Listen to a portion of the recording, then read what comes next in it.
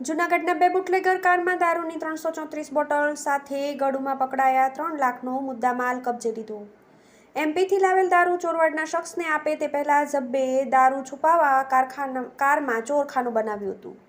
જૂનાગઢના બે બુટલેગરને એલસીબીએ કારમાં દારૂની 334 બોટલ સાથે ચોરવાડના ગળુમાંથી પકડી લઈ ₹3 લાખનો મુદ્દામાલ કબજે લઈ તપાસ હાથ ધરી હતી. જૂનાગઢમાં દાતાર રોડ મચ્છી માર્કેટની બાજુમાં રહેતો મોહસીન હુસેન ખાન પઠાણ અને ગેસના ગોડાઉનની પાસે રહેતો મોહમ્મદ હુસૈન રાજુ મિયા પીરજાદા નામના શખ્સો GJ01 RC 4897 નંબરની કારમાં વિદેશી દારૂનો જથ્થો ભરી ચોરવાડ તરફ આવતા હોવાની બાતમી મળતા લોકલ ક્રાઇમ બ્રાન્ચના PI JJ પટેલના સ્ટાફે ચોરવાડ પાસેના ગડુ 3 રસ્તા પર વોચ ગોઠવી હતી. આ દરમિયાન કોફી કલરની કાર ગડોદર બાજુથી આવતા બાતમીવાળી કાર હોવાનું જણાતા ઊભી રાખવાનો ઇશારો કર્યો હતો, પરંતુ કાર ચાલકે કાર રોકવાને બદલે ભગાવી મૂકતા પોલીસે કાર ઊભી રખાવતા બે શખ્સો કારમાંથી ઉતરી નાસી જવાનો પ્રયાસ કરતા મોહસીન હુસેન ખાન અને મોહમ્મદ હુસૈન રાજુ મિયાને ઝડપી લઈ પૂછપરછ કરતા સંતોષકારક જવાબ નહીં આપતા બંનેની કાર સાથે જૂનાગઢ ક્રાઇમ બ્રાન્ચ ખાતે લાવી કારની તલાશી લેતા કારમાં સ્પેર વ્હીલ નીચે બનાવેલ ચોરખાનામાંથી